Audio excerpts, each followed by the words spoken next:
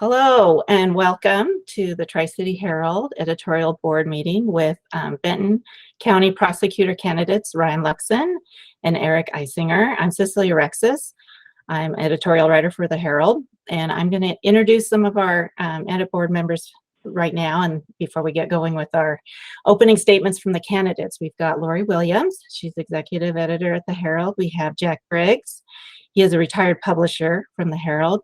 Mike Paoli is our community rep, and Matt Taylor is a retired editorial writer from the Herald. So Eric and Ryan are both newcomers.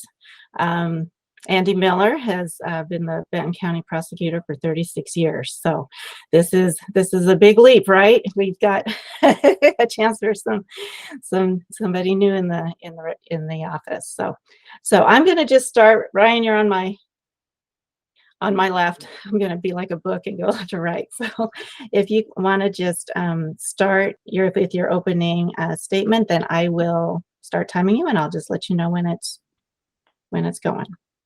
Perfect. So yeah, thank you for having us. I've had this format a couple times. It's very beneficial, and I think you guys do a great job. So I'll just jump right in and kind of tell you why I'm running for prosecutor. I think right now this is one of the most difficult public safety crisis we've had in recent memory. When you ask Andy, he said he hasn't seen it like this in 36 years. We have a confluence of factors of an increase in crime as a result of some of the legislative changes that have been made, the effect of legalization of drugs in our state, along with some of the legislation that has inhibited our police ability to do their job, combined with we're having the same issues as everyone else, hiring people. We've lost 4 felony deputy prosecutors in the last 3 months. We cannot get corrections officers in the jail there's a period of time where we had booking restrictions, which created a huge public safety issue where if you committed a misdemeanor or gross misdemeanor in this community, with a few narrow exceptions, you didn't go to jail anymore. I was happy to help solve that crisis recently, along with the jail chief and some of the commissioner's staff, and able to get some more people in there and figure that out. But, what this position in my mind really takes is leadership and relationship building. And that's what I've done the last 11 years as the deputy prosecutor, as a Richland City Councilman, and as a mayor.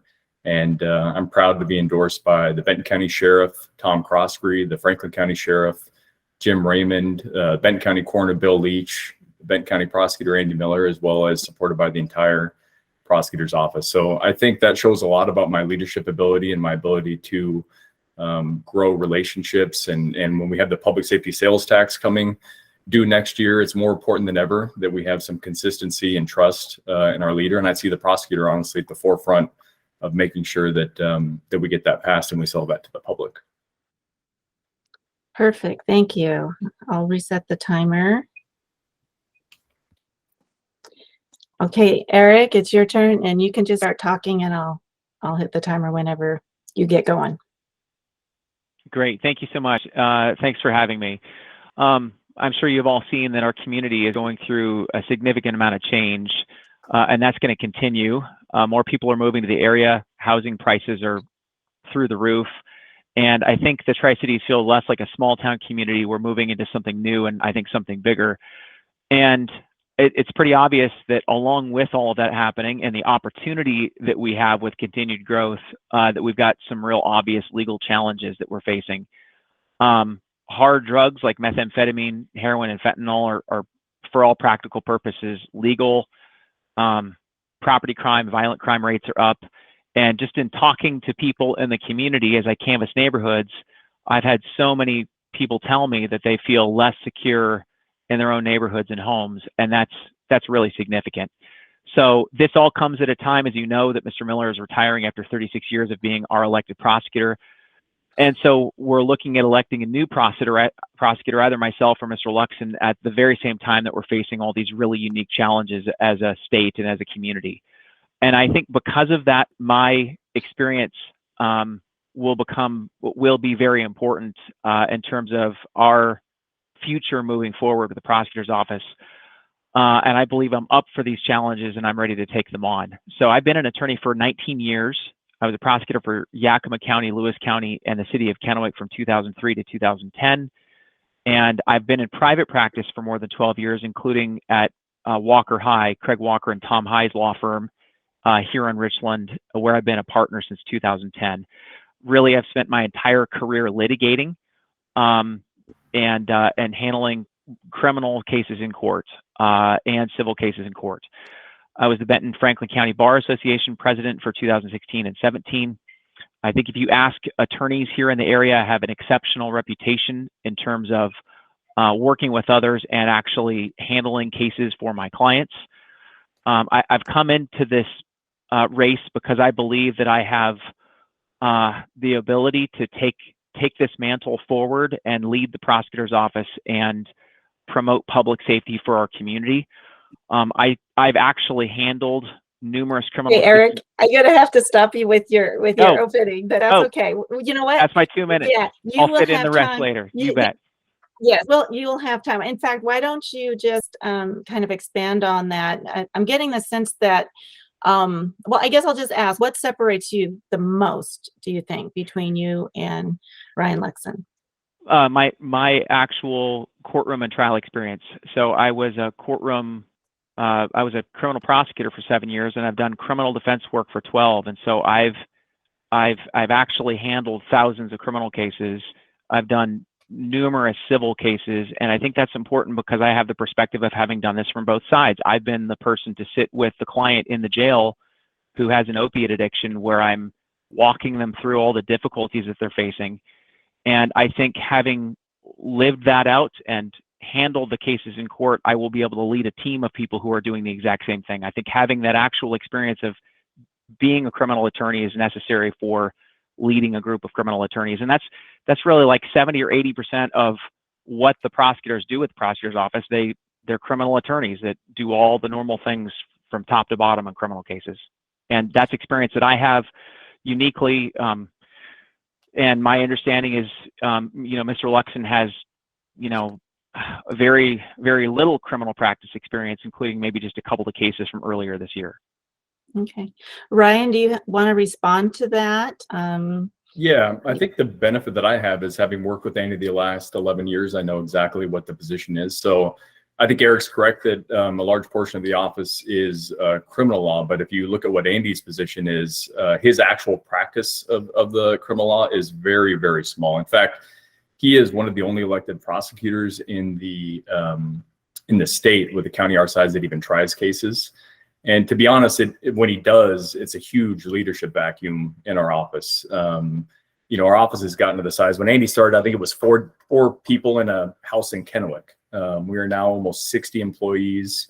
We have a civil division, child support division, district court, juvenile, felony division. And I think the experience that I bring is honestly leadership and relationship building. And that's why I'm endorsed by all the people that I would work with on a day-to-day basis. And I think if you look at what Andy's job is, just to give you a perfect example, the last 2 years, if you were to ask Andy, I think probably 60% of his job had to deal with Sheriff Hatcher recall issues. And I worked right alongside with him during that entire time period. Working with the county commissioners to make sure that we get the resources we need to prosecute crimes, working with the jail administration to make sure that we fix our booking restrictions. This is literally what I do every day. So I can walk into the office and seamlessly take over day one and know exactly what the position takes. Thankfully, we have a group of very seasoned criminal prosecutors that have way more experience than Eric and I combined. I don't know what Eric's experience trying Class A felonies is, but I don't think it's very extensive. And we have the prosecutors in our office that have done murder cases, serious sex crimes, things of that nature. And I think the fact that I'm endorsed by Andy honestly says a lot about his faith in my abilities. So I will ask you a question, Ryan, and then I'll ask the same question of Eric. So just to segue into that, are there changes you would like to make if you are elected prosecutor, and what are they, Ryan? Absolutely. I think we can do a better job with some efficiencies in our office. I don't think we utilize our assistants in a manner that we probably could. And that's part of the thing is when you grow as an office from, like I said, over 36 years, from 4 people to 60, there are some things that you could learn along the way that maybe things you do, 1994 that don't make sense now. We recently modernized our system with some electronic processes that have created efficiencies that have taken some workload off our assistants. So I think there's opportunities there for to make our office run better.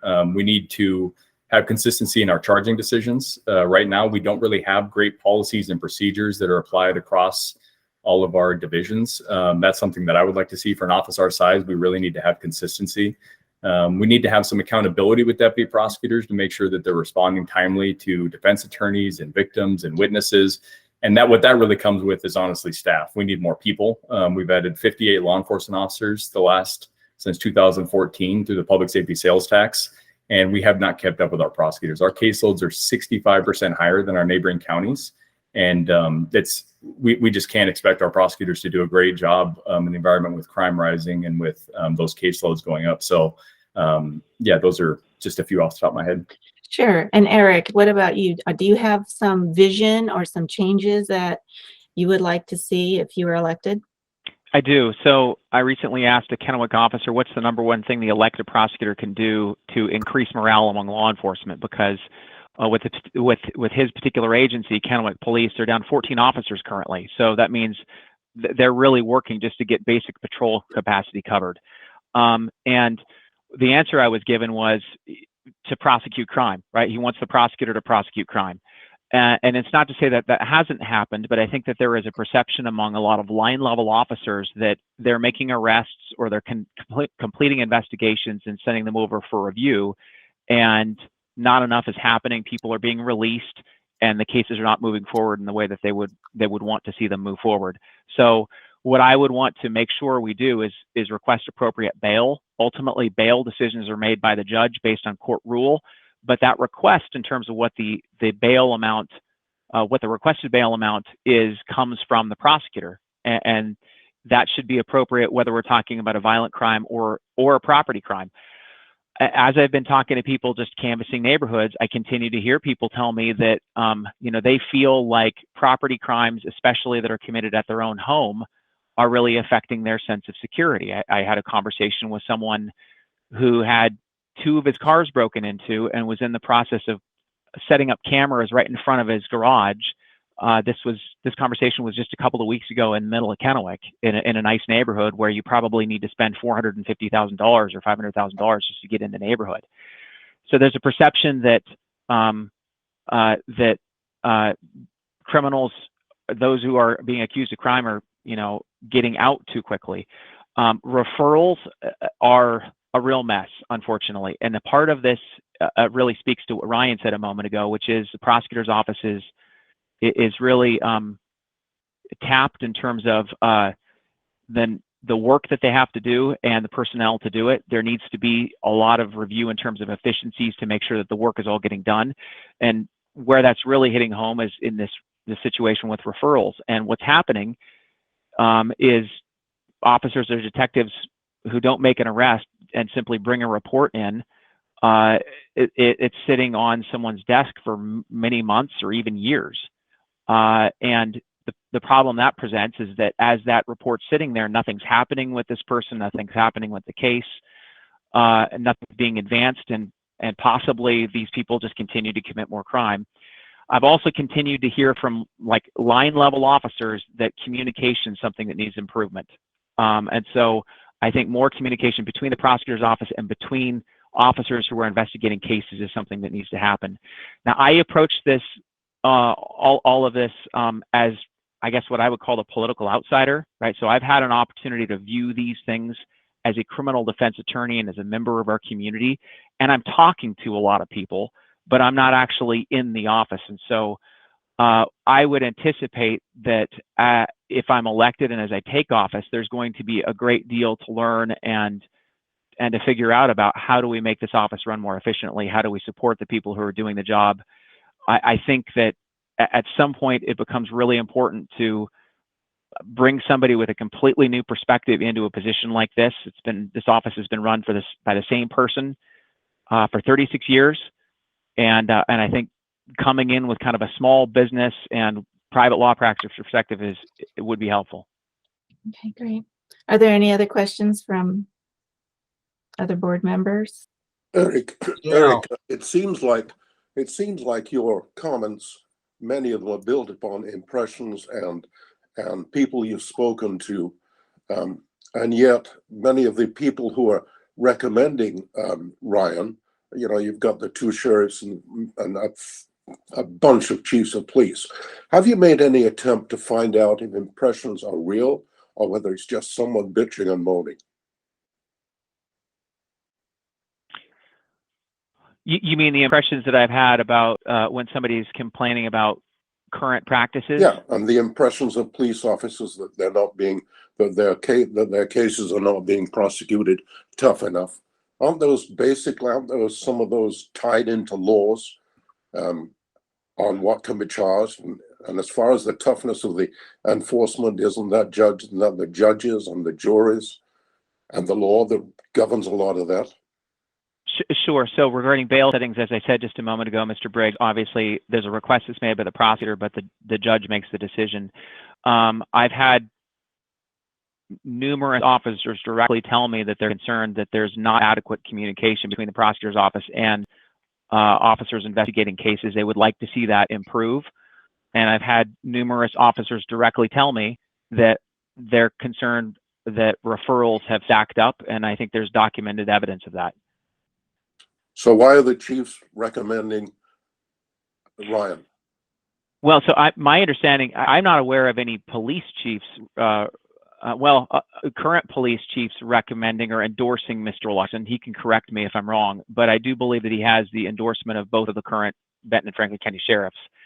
I am endorsed by retired police commander Scott Child. I also have the support of a great number of, as I said, line level officers. The difficulty that they find themselves in, Mr. Briggs, is if they come out and say, hey, I endorse Mr. Eisinger, they have to work with whoever the elected prosecutor is, including the current prosecutor, Mr. Miller, and Mr. Lukson's in his office. And so I think that there is a broad base of support, but fewer people are able to be more public about it. Does that answer your question, sir? Yes. Go ahead, Ryan. You want to I was just going to say, respond to that? Yeah, the police chiefs, I have the endorsement of retired West Richland Police Chief Ben Majetic. And for this very same reason that Eric's talking about line officers, chiefs politically tend to avoid stuff. But I think if you were to drive by some of their homes, you'd see my sign in some of their yards. So I think that would be an indication. Go ahead, Mike. Yeah, it's a question for both of you. I'd like to perhaps start with Eric and then you, Ryan. And I'm Mike, by the way. You missed the introductions up front. Ryan, when you opened up, you spoke about legislation out there that's hindering our police from a perspective of the prosecutor's office advocating for greater police support. And then, Eric, your comments have indicated a sense of the police department desiring greater efficiency within the prosecutor's office. So your comments were kind of going in different directions. I'd like you to address that in a little more detail. Your sense that Ryan, that the police need more advocacy, and your sense, Eric, that the police would like the prosecutor's office to essentially do a better job and be more efficient. And if Eric, I'll let you start with that. Yeah, sure. So obviously, I have concerns about the laws that have been enacted in Washington that remove the authority of the police and make their jobs much more difficult to protect the public. I mean, I think the vehicle pursuit statute is a key example of that. If either Mr. Lukson and I are elected, then we won't be able to, we'll have to enforce the law that's on the books, right? Either by the legislature or the initiative process. So I think on a local level, the county prosecutor it has the task of using the resources available to them to do the best that they can with the laws as they are to protect the community. And again, I think that there should be advocating for law changes in Olympia, just like I think I heard Mr. Lukson say that. But I also think that we need to make sure that we're being efficient, because my goodness, there's a lot that we can do just here locally by making sure that when arrests are made, the case is being handled appropriately. The case is being looked at, there's communication that's occurring, and we're working through the issues as quickly as possible. So that's where I say that I think there's greater room for efficiency. I also think that there's a lot to be learned when I take office if I am elected to this position. So I'll touch on both those briefly. I think with respect to the laws, one thing that that I'm currently doing in the office, I'm the office liaison with the Washington Prosecutor Association, and we lobbied against some of the recent changes that were made to the police reform laws. One thing I am proud of that we did get changed. There was a period of time in our community or in our state, where you could not do a Terry stop. So if you had reasonable suspicion, well, you could not physically detain someone during a Terry stop. So if you had reasonable suspicion that someone committed a crime, we actually called them Terry requests for a time period. And I had the unfortunate time of advising our sheriff's office on these laws. But what would happen is you would have to ask someone to briefly detain them while you investigate a crime. And if they wanted to leave, you had to let them walk away, because we could not physically touch them during that time period. That created obviously a huge public safety issue, and the ability to investigate crimes was very, very difficult. We convinced the legislature through lobbying efforts to change that, and so I'm proud that that was done. There are still some huge hurdles. The police pursuit law is a disaster. Our vehicle thefts are up 400% year over year as a result of, I think, that, and essentially advertising to criminals that we can't stop or pull them over if they steal a car. But then also, I just want to touch on the other issue you had, which is our communication with law enforcement. I think we have a great communication and great relationship with law enforcement. That's not to say that there aren't individual prosecutors that don't. And I do think we can do a better job holding people accountable. But at some point, we do have to realize too, I just said it early on, that our caseloads are massive, even compared to our neighboring counties. And we risk losing more prosecutors if we don't do something about that. And I've been aggressively looking at ways to lobby to get access to some of the $15 million in public safety sales tax. I didn't misstate, $15 million in reserves that we're not spending, which in my opinion, to have booking restrictions and a lack of prosecutors when you have $15 million is unconscionable. So that would be, if elected, number 1, 2, and 3 on my priority list, is to meet with the commissioners, meet with their staff. I'm on the Law and Justice Council right now, where we discuss those issues with the chiefs and the sheriffs, and secure resources for our office. I mean, this comes down to partnerships. You have to be able to work together with all the police, all the sheriffs, the commissioner staff, and I have all those relationships right now. Thank you both. Eric, did you want to talk about if you have any managerial experience? Brian's been emphasizing that quite a bit. Do you have anything you'd like to add? I do, yeah. And if I could just maybe make one comment regarding the last topic first, just real quickly. So prior to COVID and prior to the changes in the law, what would happen is somebody would be, a suspect would be arrested, and they would be booked into jail. And oftentimes you'd look this person up and you'd find there were 2 referrals on prior criminal charges, and then they would go ahead and charge those because this person's already in custody, and all 3 cases would go forward. The problem that we're facing right now is that if arrests are difficult to make because of the removal of the Terry stop authority and because of the vehicle pursuit statute, which basically means if you commit a crime that's not a violent crime or a sex offense, you just need to be able to flee in a vehicle and they can't stop you. So if arrests aren't made, the referral process and quickly looking at referrals and getting them handled is more important than ever. So this whole scenario where we've got referrals stacking up for many, many months or a year plus is just not going to work in the current environment, and it's continued to be a problem, even while Mr. Lukson's been there. So on the managerial piece, I've been in private practice since 2010. I became a partner at my current law firm since 2012. I've had associate attorneys work for me. I've had an office staff work for me, and I have always been a team player. When I used to be a prosecutor, I would go over to the police department. I would talk to people. I would make myself super accessible. Officers would call me in the middle of the night and they would say, Eric, we got a situation with a search. Can you tell us how to handle this? So I would make myself available. I think that in terms of my ability to work alongside public officials and law enforcement and those in authority and law enforcement in our community, I have no question that I'll be able to do that.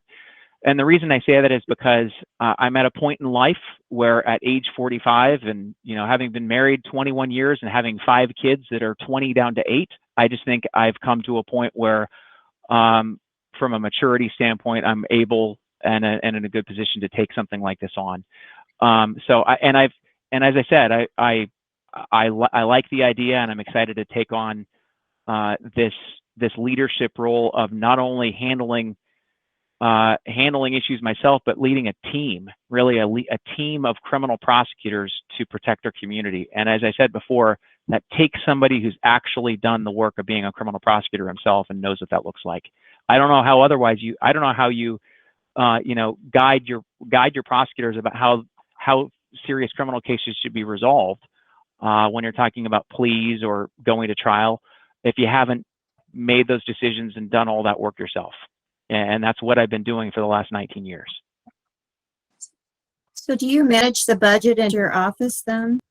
No, I don't. So I have partners. I have 5 other partners, and we have an office manager, and we have regular partner meetings, and we talk about financial issues.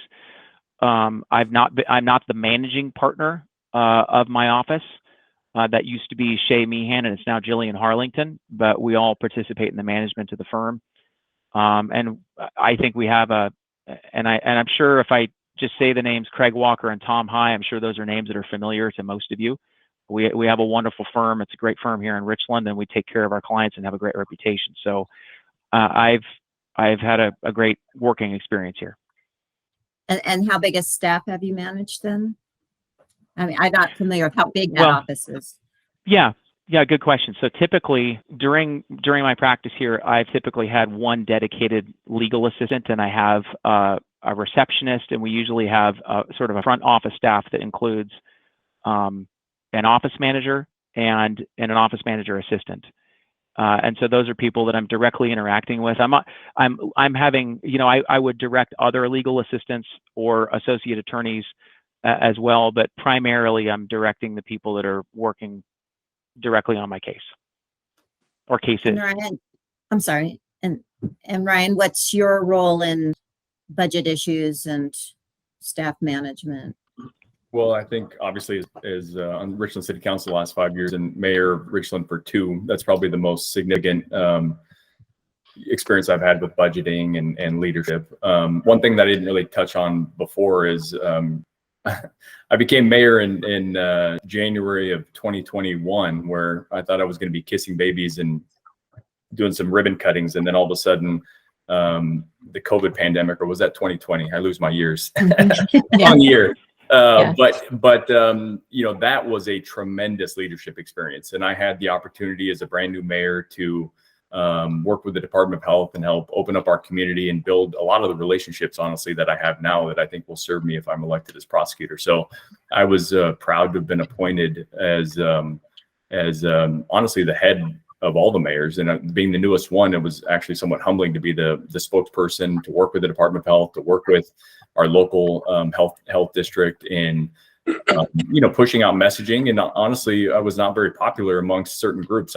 My opinion was always, if nobody liked me, then I was doing a good job, because I had the left, the number of emails I had from the left saying that you're killing people with your messaging, and then the right saying that you're infringing on all of our rights. But I thought it was an honor to lead the city during that time period. In my position at the prosecutor's office, I'm an assistant chief deputy prosecutor, and so I help manage the civil division primarily. But in my role, I do a little bit of everything, and I help Andy out on a lot of the managerial things that we have going on in the office. Do you know what the size of the budget is, the Benton County prosecutor budget? That's a good question. I don't think I know the actual size of the budget. Our office manager handles the nuts and bolts, and I've honestly left that to Andy, just because in my current position, it's not something that I handle, and I didn't want to get him ahead of myself. And I got enough to worry about day to day than a budget that may or may not be mine. Hey. You have both mentioned Oh, Jack. Jack, Matt's been wanting to ask a question for a while. Go on, Matt. Go ahead, Matt. Both of you gentlemen have talked about your office experience and talked a lot about talking to the police and people, what they think about the police. I want to know if you have any big ideas or even some small ones about what we're supposed to do about, say, I'll start with churches splitting in the Tri-Cities over whether to lock the doors during when the sermons are going on. And I know of people who have left churches because of that. It's not the churches, it's the fact that there are people going around killing kids in school, not in the Tri-Cities, not to the degree we're seeing it, but we have this national crisis about people just suddenly starting to murder people. What do we do? What do the prosecutors do? What do you think the police ought to be doing that they can't do now or not? What? Go ahead, Eric. You want to go first? Yeah, sure. So I feel I have a unique perspective on this because I've been a criminal defense attorney for the last 12 years, and I've represented a lot of people against the power of government. And so I've been the person to sit there with the person in trouble and walk them through the whole process. And so I think my major concern right now is drugs are more prevalent than ever and more available than ever. And what I see happening is I see that leading to property crime and exacerbating our mental health situation. And I think a lot of the mass shootings or acts of mass violence are people that are really on the fringes and dealing with mental health crises. And I think that we have to have a way to deal with, a way to give people help who are in that situation, who realize they're on drugs, who want to get off drugs, who need help with mental health issues. The criminal justice system is usually what prompts people to deal with some of those things. And so, for instance, if somebody is arrested for stealing a vehicle, they're behind bars and they're in a place where they actually have to deal with or should deal with or come to grips with the fact that, hey, life is not working. I'm here sitting in jail. Maybe I should examine my life and think, is this the way I want to be going, or is there another option? And that obviously doesn't always work in the criminal justice system, but ideally where you want to have a defendant in a situation like that is for them to be presented with options. The criminal justice system is going to handle this case in this way, right? Because you've stolen somebody's car and here's the punishment, or you can get some help and we can get you back on track, but you've got to want to go do this, and then you're going to have to have some skin in the game, for instance, through drug court. And so I think that a part of what we're seeing, to answer your question, Mr. Taylor, is there's really just kind of a breakdown societally of a feeling that people are responsible for their own actions. I think people have less personal responsibility. I think instilling personal responsibility is something that can actually happen through the criminal justice system as people are required to deal with the crime that they've committed and have the opportunity to address the underlying problems. So, yeah, I think this community has suffered greatly from a lack of mental health and drug rehabilitation, which we're looking at solving. I'll give Michelle Gerber a lot of credit on getting the Benton Franklin Recovery Coalition up and convincing the county commissioners the importance of that, because we are one of the largest communities without those sorts of services. We're lacking significantly. I see it. I do for years and years, did the mental health commitments for the prosecutor's office, and I would see these individuals, and Lord's facility and ability to retain these people diminished over time. And unfortunately, a lot of it, in my opinion, became financial over community safety. So to have an actual organization run by the counties where we can take anyone, one-stop shop, drop them off for law enforcement, and provide them the services they need will make a humongous difference in terms of public safety. So I think that's where we start off from a community standpoint. And then, as far as just to touch on law enforcement, I think we can do a much better job. Unfortunately, we're in this society, but where we have to do this, but active shooter training. I know I work with risk management in the county right now, and we're looking at different things that we can do. But, it's scary when our kids we're no longer crawling under desks for nuclear war risks like we did, I think, in any of you that grew up here during the Hanford area, but we're now worried about, telling our kids where to hide when someone shoots. And so that's unfortunately the reality we're in, but we do need to do a better job with safety and active shooter trainings on the back end. Okay, Jack, Don't go you- ahead. Do you guys see this as an emergency?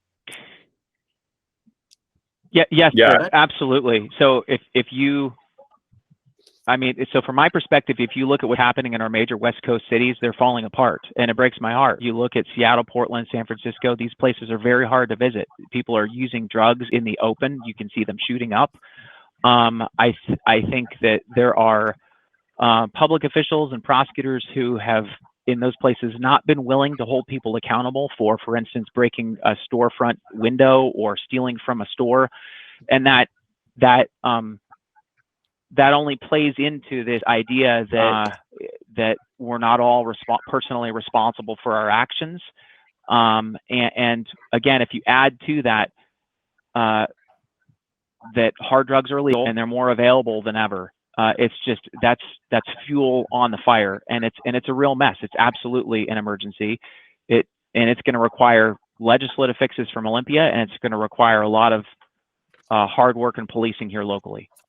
Yeah, I think it's a crisis, and just to add another wrinkle to it, I think we need to continue to look at expanding our therapeutic courts, our mental health court, veterans court, drug court. I mean, 80% of our cases come from 20% of the people. These are the repeat offenders. So if people are willing to put in the hard work, and these are not easy programs, to actually get into those programs and change their lives, not only is it better for them and their families, it's better from the community, from a public safety, from a financial standpoint, reducing recidivism. So I would like to see us use more public safety sales tax and expanding those programs and make them more robust. I mean, I can't tell you how worried I am about the public safety sales tax and the passing and some of the unfortunate rhetoric that came out of the commissioner's office the first few years that was in. And I'm very concerned as a community, if we don't put the right leaders in place to get that passed, we are going to be in really bad shape, because that's 58 law enforcement officers, 10 positions in our prosecutor's office, all of our therapeutic courts that I mentioned, our Internet Crimes Against Children's Task Force, Metro Drug Task Force, to go on and on and on, that we would lose overnight. But Ryan, didn't you say that's the issue that I was going to raise in the question, is I've heard you both stress the importance of the public safety tax. I've heard, and that's going to come up for revote, I think, next year. But I've also heard you both at the Badger Club meeting, and I think it was Eric who said, "I don't believe the funds are being used for true public safety." But I've also heard you, Ryan, criticize it too. Now, what are they spending things on that they shouldn't be, and who's in the better role to ensure that gets back on track? Well, I've been on the committee that the first few years that reviewed where those funds go. I review all the contracts that go to the third-party entities, and like I said before, I'm also on the Law and Justice Council for the City of Richland that helps. We can't promote the public safety sales tax, but we can educate the public. And so coming up with a strategy on educating the public to explain the importance of, my sense is that essentially to end the public safety sales tax is defund the police. And that's exactly what it would do. If we think it's bad now, you would gut our entire criminal justice system if you shut that down. So I have some very, very strong feelings on some of the use of the public safety sales tax. Can you be more specific? Yeah. I would just say that I'm not sure that the commissioner's staff is using those funds. First of all, I think we got a lot of cherries and not a lot of sundae. So we got a lot of programs that are great programs that have empirical data to support them, that they do public safety. But as I said before, if you don't have prosecutors, corrections officers, and law enforcement officers, you don't have a criminal justice system. So the fact that we don't have enough of those things right now, bailiffs, clerks, we have some of these programs that help kids to read, which those are great. Those are great programs, but we're not taking care, like I said before, there's no Sundays and a lot of cherries in a lot of ways. And also having a $15 million reserve is not acceptable. And I know that they've cut that down, and we're actually applying for another $7 million, but there's a lot of strings on there that I don't agree with. And that honestly, we need some leadership, and we need someone to call out the commissioner's office and lead the charge to get the resources that we need, because we have the money. I'm not asking to raise taxes, but it takes the political will to get it done. And honestly, in our office, this is where Andy being a Democrat does hurt us a little bit, because we don't have the relationship in that way, unfortunately, politically, to, I think, advocate the way that I would. So that number one would be the first thing I do on day one. Eric, go ahead. Thank you. I would echo what Ryan says about the Boys and Girls Club reading program, educational programs. I think the public safety sales tax, especially given the public safety crisis that we find ourselves in, needs to be put to law enforcement equipment and law enforcement staffing. I mean, plain and simple. We need officers on the road. We need prosecutors working on cases. That is the greatest need. I wholeheartedly support renewing the public safety sales tax. Like Ryan said, it absolutely has to happen, because without that being passed, we are going to really lose our ability to effectively deal with the problem that we're facing. And right now, it's difficult enough. So I think direct law enforcement activities is what the money needs to be put to. Ryan, you mentioned that one of your problems is not having the political leverage on people who are holding the purse strings. Eric was endorsed by the Benton County Republican Central Committee. Does that mean to say he's going to be in a better place to do this?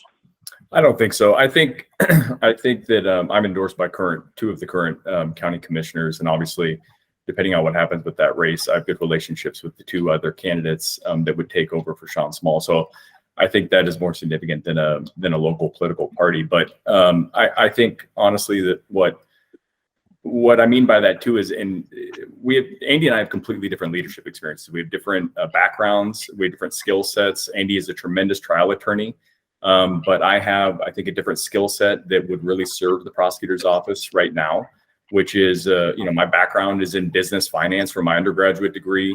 I spent the last 11 years working in the office, learning what it takes to be the prosecutor. And then also when I stepped up and ran for city council, because I felt like there were some broken relationships with the cities and the counties. And I think that honestly, that's one of the things I'm most proud of, is that our relationship with Richland and the counties and the other cities has never been stronger. And I would like to think that I made a difference in that. So I think it comes down to, like I said before, you got to have the ability to build these partnerships, build these relationships. You don't become, I don't want to toot my own horn, but you don't become mayor in your first term on city council, which I think I may be the only person to ever have done that, without understanding how to build relationships and building trust amongst your coworkers. And that's what I was able to do, and I'm proud of that. You've both talked about staffing issues in the prosecutor's office. And I know there's like 13 pending murder cases and like a couple vehicular homicide cases. And, those aren't going away overnight. Those are going to be heading to trial, most likely. And I know that when Steve Lowe retired in Franklin County, they used him as a special prosecutor on some of those cases to help with the crossover while they, were staffing up, and also his experience. And you just mentioned Andy being, a tremendous person in the courtroom. So I guess I'd like to know both your positions on having him be helpful as a special prosecutor in the transition while you have all these big Class A felony cases pending. So go ahead, Eric, I guess. Yeah, so Mr. Miller reached out to me some time ago and asked about staying on the Fred Meyer shooting case. And I think that he is a phenomenal trial attorney. And he's got an incredible amount of experience as well. One of my concerns is, of course, that with a change in leadership, it can be difficult to bring in a former prosecutor and at the same time really have an effective transition of the leadership of the office, which I think needs to happen. His offer is really a very kind one. It's one that I'm very strongly considering, and I have told him as recently as last week that I'm going to get back to him on. So that's something that is under my consideration at this point, especially as we head towards the election. Yeah, I mean, absolutely. If Andy would be willing to wrap up some of the cases that he's handling now, I think that's a no-brainer. He's served the community for 36 years. I think he's tried well over 36 murder cases, everyone unconvicted, everyone held up on appeal. This isn't a situation where when we put out an ad for open prosecutor positions, we get 100 applicants. When we get one, we jump like like we won the lottery. I mean, we have not filled an experienced prosecutor position for over a year. All we get is entry level. So we need all the help we can get. And one thing that I'm proud of is that I've been able to advocate in getting salary increases to help retain and recruit new prosecutors. We had fallen woefully behind. Our starting salaries, something like 18 months ago, were $67,000 a year for an entry level prosecutor. You would not be shocked to hear that we didn't get any applications at that point. So this is something that I've been working aggressively with the commissioner staff. And actually, I think whoever is the next prosecutor will be served by those efforts, because in the next week or two, we're going to be able to do some other advancements in that area that I think are going to be able to recruit and retain some of our prosecutors. So we have to be competitive. And when we have the funds to do it, you know, and that's something that I'm proud of. I think I built those relationships, like I said, over the last decade. They give me the credibility to walk into their offices. And when I say, hey, this is an emergency, then they trust me. And Eric, you've touted your experience a lot as your courtroom experience. So are you seeing yourself more in the role that Andy has taken as being, you know, somebody very active in criminal cases, prosecuting criminal cases, or something different? Yes, absolutely. I think our community wants a prosecutor who's going to prosecute crime, and it's going to lead a team of prosecutors who will do the same. And I think that takes the experience of having gone down that path and having done that work. And you know, I actually think it's a huge advantage, like I said, not only to be a former prosecutor, but to have done a great deal of criminal defense work.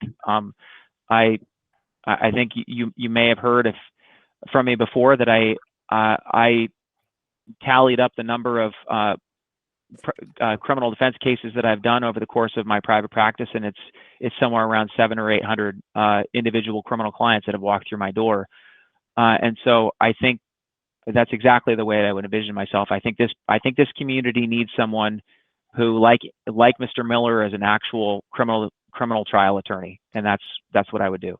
So how do you just, you know, balance that with what you were talking about, how the referrals are a mess, you know, and that there's not enough communication and you know, accountability in the office, maybe, you know, how do you take on these major felony murder cases, but at the same time, you know, are doing that kind of office work? It's, you know, I do the management here too, so I know it's absolutely quite the balancing.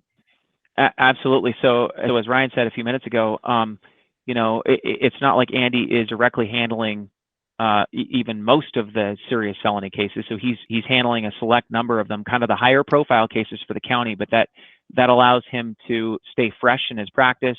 And I think that's important. That's an important way of just continuing to lead a group of people who are doing the exact same work. I don't envision myself as more of an administrative type prosecutor. I see myself as more of a leading through action or leading by being in the trenches kind of a prosecutor. So can I make a point on that? Sure. So yeah, I mean, I didn't touch on my experience, but I have complex litigation experience. I'm the chief litigator for the county right now. So I have experience, federal court, trial experience, state court in both Florida and Washington. I practiced in Florida briefly too. So while I don't have the district court kind of lower level experience that Mr. Eisinger has, the volume of cases, I don't think either of us have experience trying murder cases or Class A felonies. So, you know, I think coming in and assisting in some of those cases, I definitely would be more than comfortable and able to do that. But to be quite honest with you, I've seen firsthand our office suffers greatly when Andy's in trial. And I think if Eric were in the office, he would see that. It is not possible to do both jobs. It's no different than Sheriff Croskery and Chief Guerrero aren't on the beat doing detective work. We are too big, we're too complicated to be able to have someone trying all the murder cases. And there's a reason why no other prosecutor's office in the state of our size does that. It's because it's just simply not possible to lead an organization of this size, secure resources, set policies, set procedures, make sure we have consistency with charging decisions, build your relationships with the chiefs and sheriffs, and try the cases. And Andy, God bless him, he works really hard. But if you look at the last couple of years, he's even pulled back because it frankly is not possible. Mike, did you have a question? Were you trying to chime in? Yeah, I'm curious, Eric, are you aware of what the budget is for your current office management? And you talked about funds. Do you know what the Benton County Prosecutor's Office budget is? Oh, I don't have my current office budget right in front of me. It's obviously quite a bit less than the current prosecutor's office budget just based on size. And like Ryan, I can't tell you what the current prosecutor's office budget is either.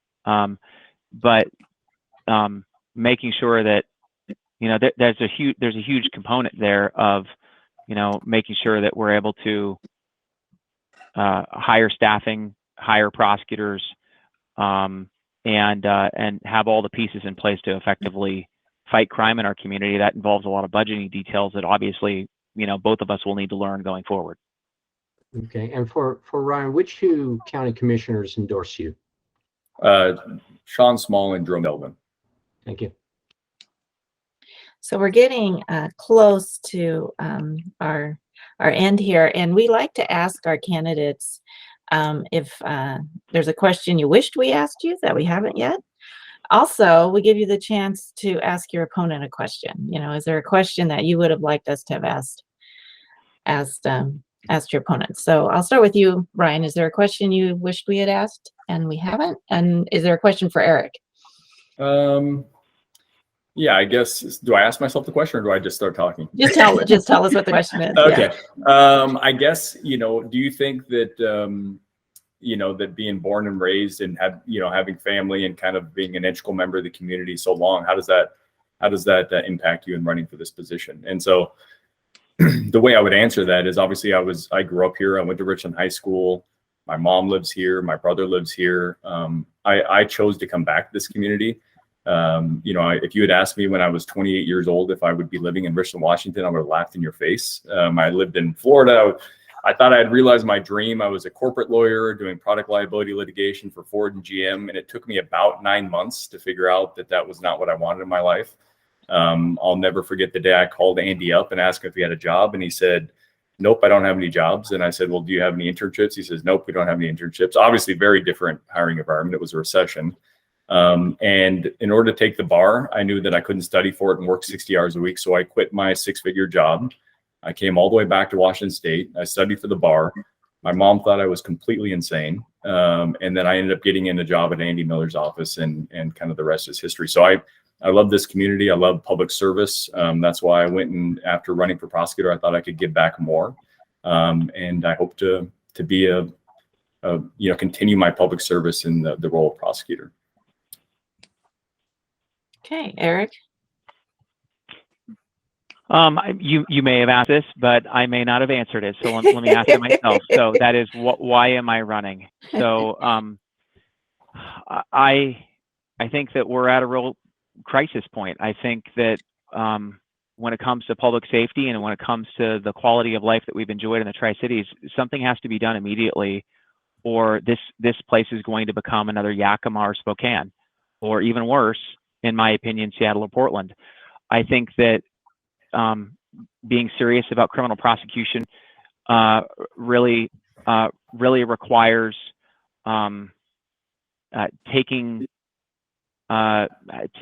really requires going after arrests. It requires appropriately prosecuting cases and asking for appropriate sentences. It requires helping people in terms of getting into rehabilitative programs that are appropriate to their situations.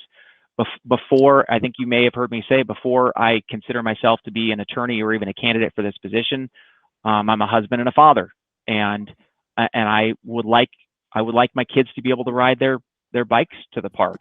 I'd like us to be able to continue to go to Spud Nuts and not feel like we're going to get shot up in the parking lot. A lot of those things have been called into question in the last couple of years, and having someone with real prosecution experience like I do, I think is really going to be important. And I think I see Mr. Taylor's hand waving there. Maybe for me, I don't know. We'll find out. Go ahead, Matt.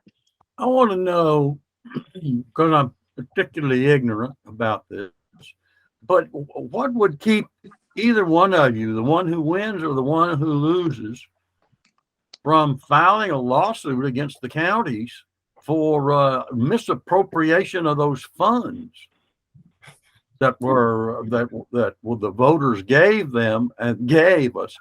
And then you guys are both complaining about how you're not seeing any of it.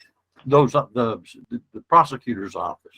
Well, Mr. misappropriation. I'm the one that actually decides whether it's legal to use how we're using the funds. So I would hate to sue myself. That's one of my roles in the prosecutor's office. So I'm not indicating that it's illegal. I just don't think that, and those are good programs, but like I said before, we got to take care of certain priorities first before others. So it is a legal use of the funds, in my opinion, if you read the ballot title. But and first and foremost, we need to spend down more of the reserves aggressively, and then we can take a look at those programs. So I'm not for just chopping them all off, but you can't not have corrections officers and prosecutors and law enforcement officers and then have programs that teach kids to read. That's just not the way it works.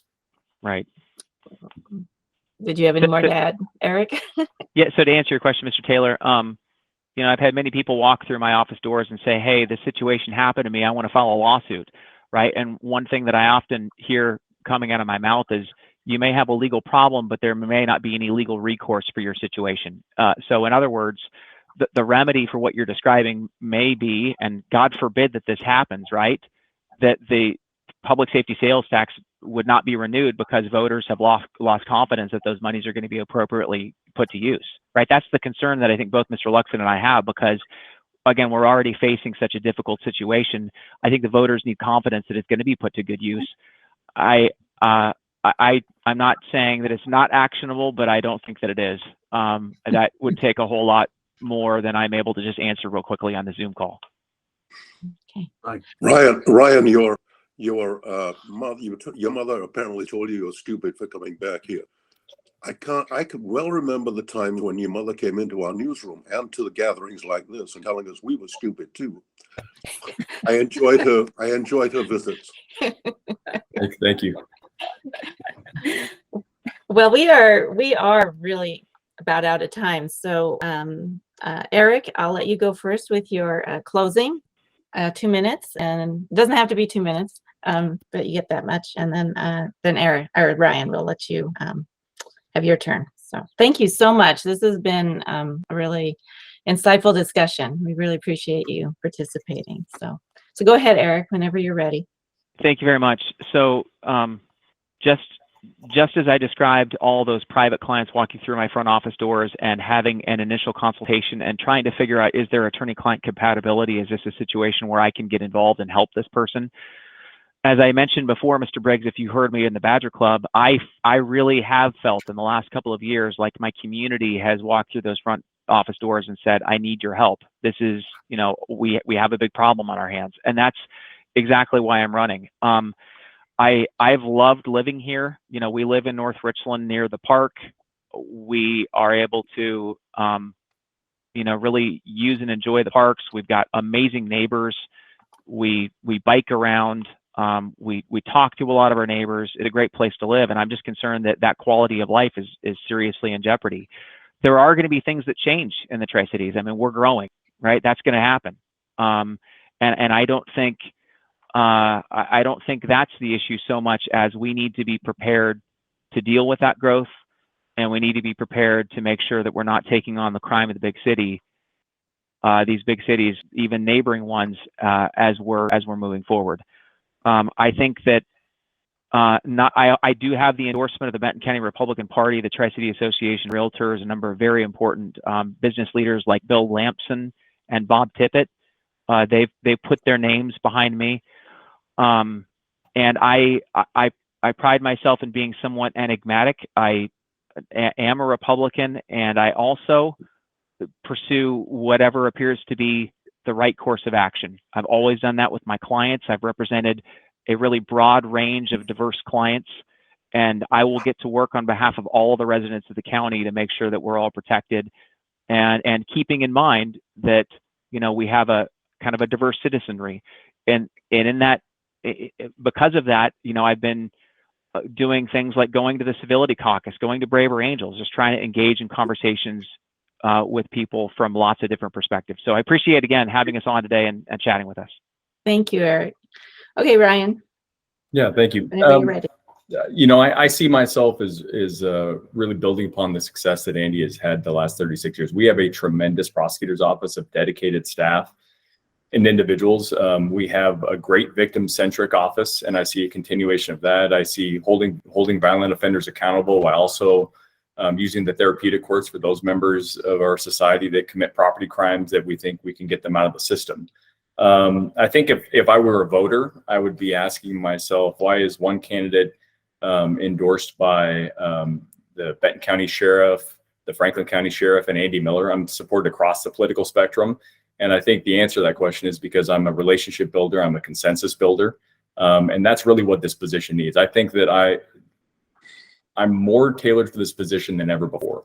10 or 15 years ago in a smaller office, I don't honestly think that I'm the person for this job. But today in this crisis, when we need more resources, we need leadership, I honestly think I'm the right person for the job. When I'm at these law and justice councils, I'm not a wallflower. I'm there aggressively pursuing solving problems, figuring out ways that we can get additional resources, figuring out ways that we can partnership. And I think I can step in day one seamlessly and get the job done. Great. Thank you again. It has been a pleasure. Good luck to you both. Thank you. Thank you. Thanks for having us. Yeah, thank you.